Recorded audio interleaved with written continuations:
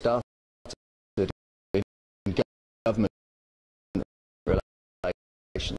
So I worked for the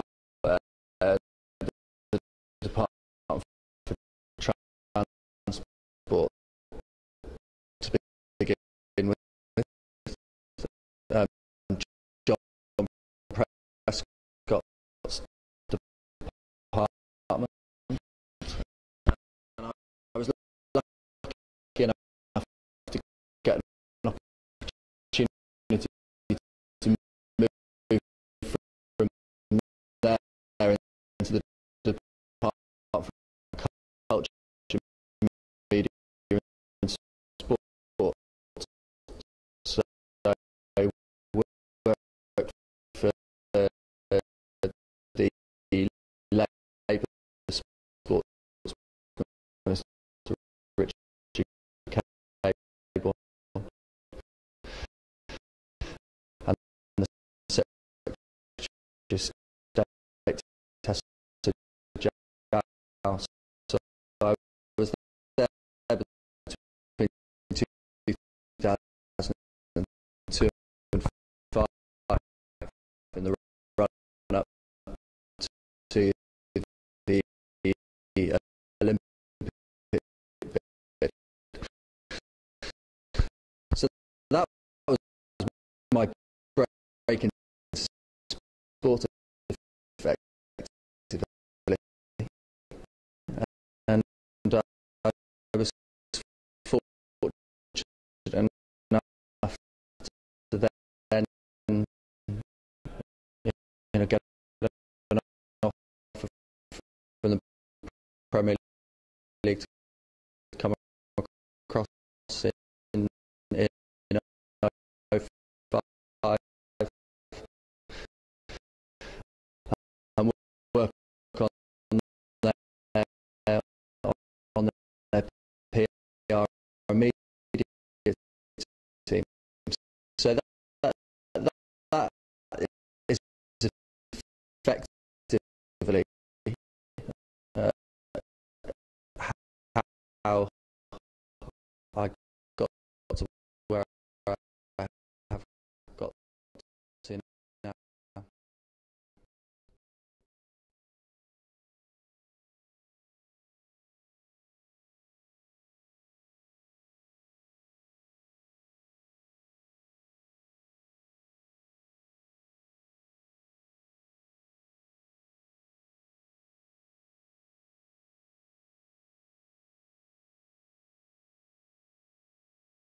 Well, I've shifted from media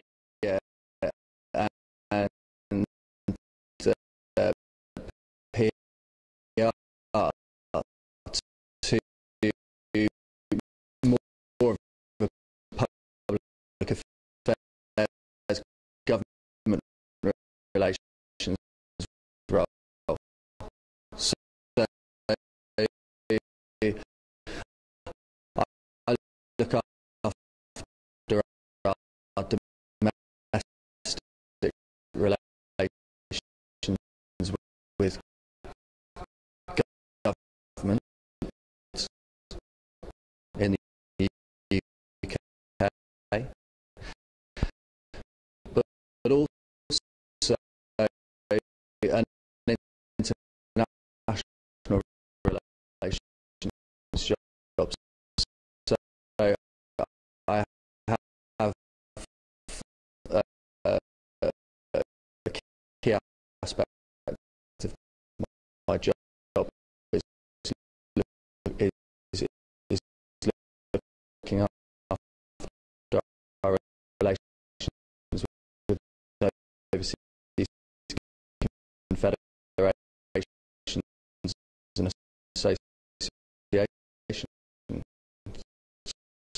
hence being here at Soccer in Jordan.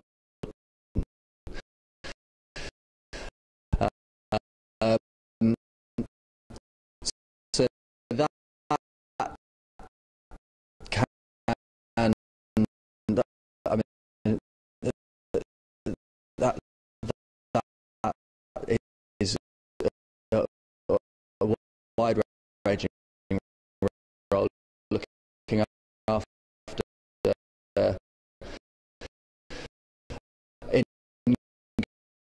incoming visits from associations and federations and leagues who want to learn a bit more about how we operate. To also, obviously, setting up a huge amount of development work that we do overseas, such as through our Premier Skills program with the British Council. So that takes up a significant amount of my time as well.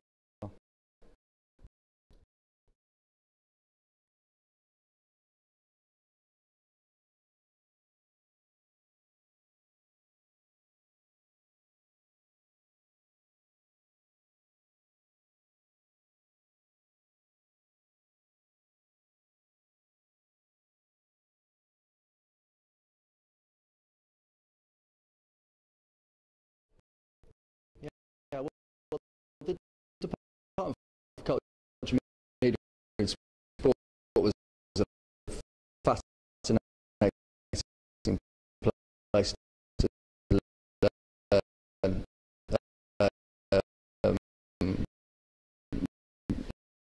You know, there was a huge amount of high profile business going on in that department when I was there. Um,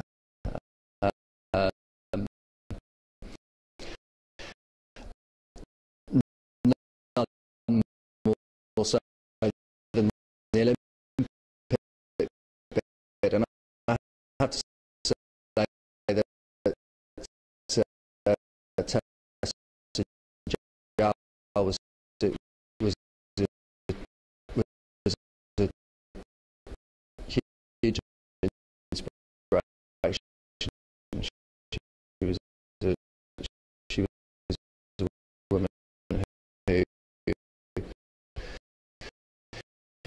you know, really threw herself into the job and took the, her role as ambassador almost for the bid to the absolute degree, and you know, I'm sure she's enormously proud of the fact that against the odds she helped bring London the Olympics.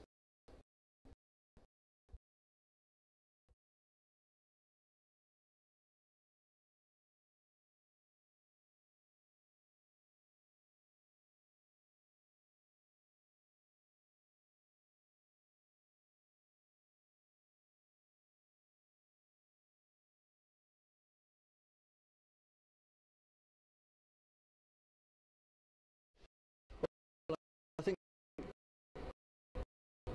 working on Premier Skills it's a huge, you know, it's a huge important part of my job, but it's a hugely satisfying part of my job. Being able to sit down with overseas governments and federations and leagues and look at ways in which we can improve the level of football at the grassroots in countries is a hugely satisfying element. And being able to look back at projects where we've operated for the last 4 or 5 years and see where that has now gone in the country, where we've created new coach educators who are now running Premier skills effectively on their own and creating new coaches off the back of it. And I think I take a huge amount of pride in that because it's having a lasting impact on the ground. It wasn't an area I ever thought I'd get into, but it's one that I've hugely enjoyed.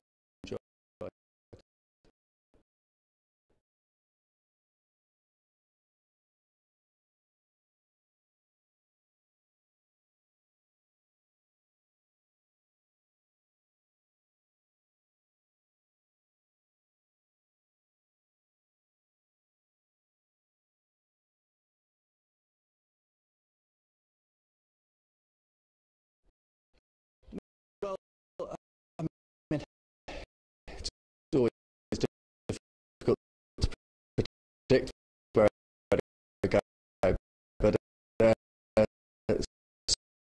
certainly looking at the research we do, there is a growing number of people watching us on television, a growing number of following us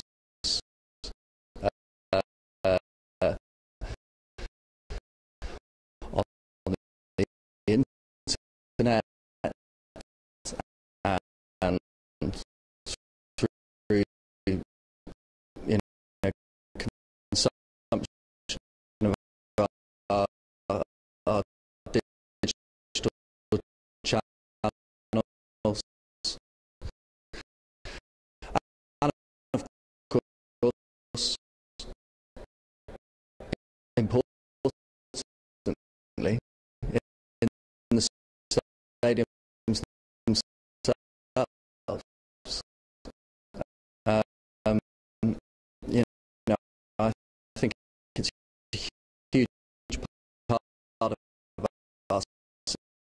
success overseas is the fact that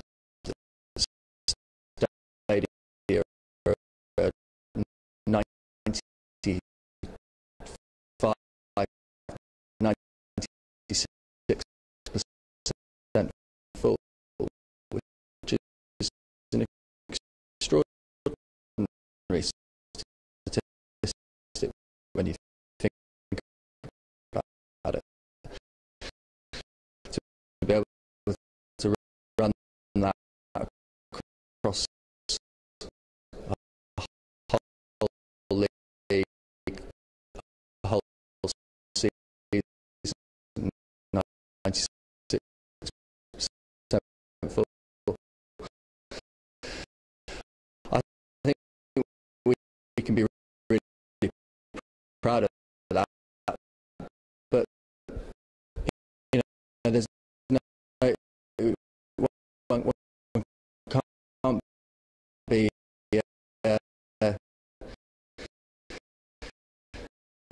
can't be too proud and too too uh, too naive. We've got to build on that and and keep that success up. And I think,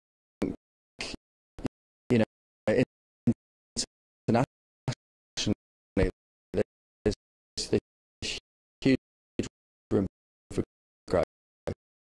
So it's important that we